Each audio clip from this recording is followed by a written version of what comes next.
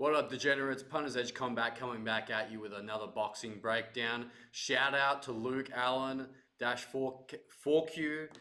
He requested this Derek Chisora versus Deontay Wilder breakdown. Last week, we did hit on the Moses Atama knockout play. We almost hit Moses Atama round 4. If we just would have done round 5, we would have gotten a price of 700 plus 750. But what a fighter Moses Atama is. He's coming for Usyk. He's coming for a all. All right, let's break this down. We got Derek Chisora versus Deontay Wilder. You know, this one is a bit of a battle of the old fellas, geriatric abuse.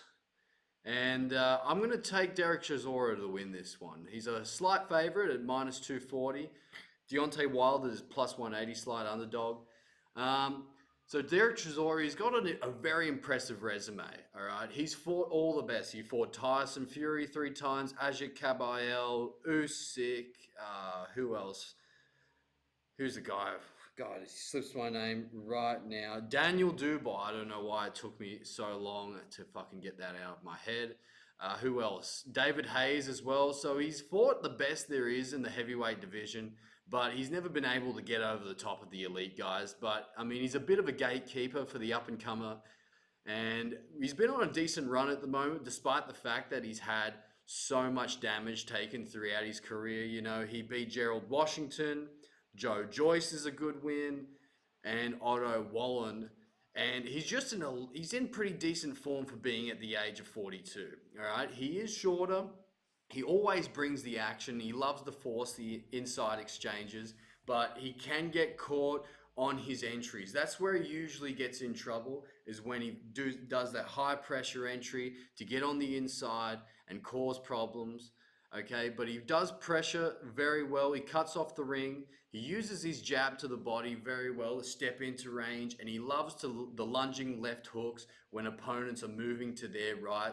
So he just likes to swing. The momentum's going towards his left, and he just puts out that lunging left hook, and he does tend to catch people a lot with it. And he loves to fucking get him on the ropes and trap him as well and use that left hook. He also uses a lot of really good sequences, hooks to the body, come upstairs with that left hook to the head, and using that jab to the body to set up his big overhand right. And that's going to be a lot of his work that he's going to have to do in order to beat Deontay Wilder. Start fast, start with heavy shots to the body, get inside on Deontay Wilder. Don't sit at mid to long range on him, okay? If you let Wilder start to use and work that jab, probing jab, flicker jab that he likes to use, that he's shown in his last fight against this bum called Tyrell Herndon. I mean, who the fuck is that guy, really? But if you let him get comfortable at range, Deontay Wilder's going to just probe with that jab, set you up, and get you with that right hand. And that right hand is one of the most dangerous right hands in boxing history. We all saw what prime Deontay Wilder was doing to people. But like I said, Derek Chisora, he loves to work the overhand right, using level changes to set it up against taller opponents especially. He does a lot of bobbing and weaving to get underneath the shots from the taller opponents. And he loves to use the cross guard like old school George Foreman style to defend the shots. But he does get into a lot of trouble when he comes to closing the distance. So what he's got to do to win this fight, he's got to close the distance quickly, use head movement when coming forward, and create opportunities for the overhand right to land and the left hook, which is what's going to be money, okay? Deontay Wilder, I mean, he hasn't looked the same since the third fight with Tyson Fury. That fight was absolutely brutal. He took a brutal beatdown. Both guys were never really the same after that fight. Okay, he's also had a shift in mindset. He's found spirituality, which is good for him. All credit to him.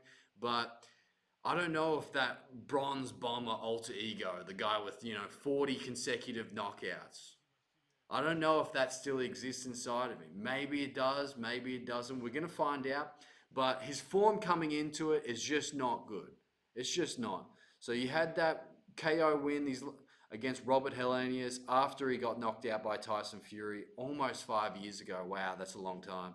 And then he got outboxed by Joe Parker. And then he got, put to sleep by Zhilei Zhang. And then he comes back 8 months ago against Tyrell Herndon. And he didn't really look that good. His legs didn't look like he was underneath him. He did win by stoppage, but I just don't know if his legs are there anymore. His balance looked unsteady. The power didn't look the same because his legs were unsteady as well. And he's never been the most technical boxer you've ever seen in his life. When he came out against Tyson Fury in the third fight, I remember he opened up with 4 straight jab to the bodies, and I was like, holy shit. Wilder's actually trying to box. But everything starts with his lead hand, okay? He uses it to measure distance, occupy the guard, control, measure distance, and set up his big right hand, all right? He doesn't need to outbox people over 12. He just needs one shot. That's all, and that's the way he's been his whole career. He still has that power and he still has that finishing ability. But is there that urgency, that killer mentality that you saw before, during the tenure with Tyson Fury, those 3 fights that they had, in the first and the third, he showed that. The second fight, he just got He just got absolutely outboxed and dominated by Tyson Fury. But Derek Chisora, he's got to target the body with the jab to close the range, and then keep Wilder moving. Keep him moving, keep him using his legs, tire them legs out. Don't let him get his legs underneath him. Don't let him get that jab going. And don't sit at mid-range and let him get comfy at all. Keep him very uncomfortable. Keep him on the ropes. That's where Derek Chisora does his best work, is on the inside. But the only problem is that he's a fast starter, but can he keep the output high for 12 rounds? Or as long as it lasts? Maybe he knocks Deontay Wilder out. I don't think so. I think Chisora is going to win in a decision. And I think he can. I think he can bank 8 rounds out of 12 to win this fight. He's just got to keep the output high and does Derek Chisora's chin, can he keep paying the fees on the entry to get on the inside from Deontay Wilder's power? And I think he can. Okay, Deontay Wilder, in order for him to win this fight, he can't get dragged into exchanges on the inside. Okay, he can't overextend himself on his big, wild, overhand rights, putting himself off balance, letting Derek Chisora catch him off balance and hit him with those shots around the head and the body. Okay? He needs to control the distance, stay at mid-range, and like I said, all he needs, the Bronze Bomber, is one shot. And there is a bit of a height discrepancy here, 6'1" to 6'7", 74 inches of reach to 83. So there is almost a 10-inch reach advantage in the height. But Derek Chisora has spent his entire career fighting elite fighters. He's got elite experience, all right? He's fought the best of the best. He's never beat them, but he's fought. He's got plenty of ring IQ, plenty of experience. He knows what it's like to go 12, okay? And he went the distance with a lot of these guys. So Derek Chisora to win by decision is going to be the pick here at, let's see, plus 280. I saw the line yesterday. It was at plus 310, so it's dropped a fair bit. So there's the breakdown, boys. Derek Chisora to win by decision at plus 280 is the play.